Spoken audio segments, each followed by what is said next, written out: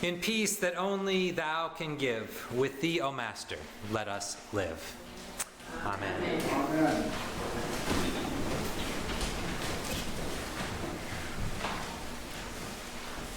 I think all of us who are parents have had the experience of being on a long drive with our children and hearing a particular question repeated again and again.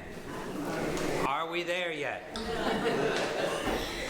Sitting in the car for a long time is hard for children, especially if they're on their way somewhere special, vacation, to visit grandparents. It requires patience and ultimately the confidence that eventually, in time, you'll get there. As a church, we're at our best when we're asking some version of this question. Are we there yet? The question indicates that our focus is on the future, on what is still to come, and that we have the patience and the confidence to work towards that future.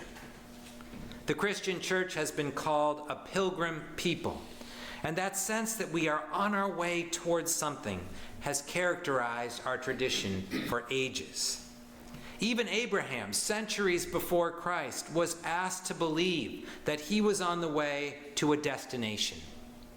He had given up this hope and was kind of sitting in the back seat, believing that he was on a road to nowhere and that his name would die with him and with his wife, who had never been able to have children. But God reveals the promise to Abraham. Look toward heaven and count the stars. So shall your descendants be.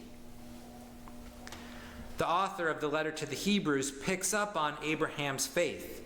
The letter to the Hebrews is an epistle that was written to people who had joined the Jesus movement in the earliest years, but were starting to question their faith. They'd been asking the question, are we there yet, for a while. When is Jesus coming back?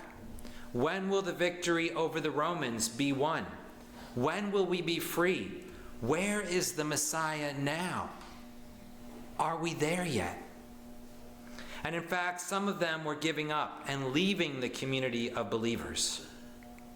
Like a parent trying to convince a child that the long car ride is eventually going to lead to a wonderful arrival somewhere good, the author tells these restless followers, faith is the assurance of things hoped for, the conviction of things not seen. And he uses the example of Abraham. By faith, Abraham obeyed. By faith, he stayed for a time in the land he had been promised. By faith, he received the power of procreation.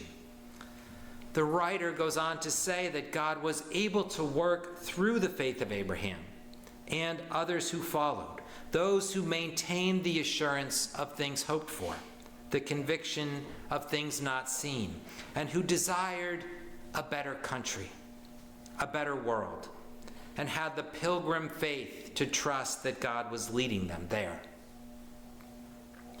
Now, this is interesting for us as Christians because, on the one hand, it seems like we arrived. Christ came, revealing the fullness of God's love for us. He taught us everything we need to know to live in the kingdom. He gave up his life for us once and for all on the cross. He rose from the dead, victorious over evil, over all the roadblocks that would get in the way of our arriving at the final destination, the better country, the better world referred to in the letter to the Hebrews. All of that happened a long time ago. And yet the reality is that even for people of faith, we're still asking the question, are we there yet? We're still repeating those words which acknowledge the past but point towards the future. Christ has died. Christ is risen. Christ will come again.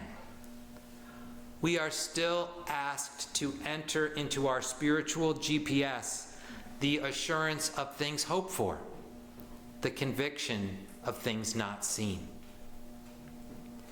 Jesus tried to instill this challenging and peculiar faith in his followers, this faith that was being questioned even in the earliest days of the church. It seems he knew that this once and for all event, his advent, life, death, and resurrection, would change the destination. It would change the end of the journey from a place of despair, fear, brokenness, to a better country, a heavenly one, founded on love and justice. His coming among us changed the destination. It even gave us a taste of the destination.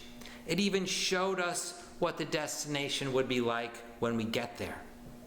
His love was big enough and real enough to show us that the better country is actually all around us, once we have the faith to see it and to claim it. So he tells them, be ready. You must be ready. Prepare your lives. Be awake to the possibilities. Open your eyes. Open your hearts. Stay focused on where you're going, and you'll begin to see the new creation breaking into your life. When we identify ourselves as a pilgrim people, anxiously answering the question, are we there yet? It changes how we think about ourselves. It even changes how we worship here together.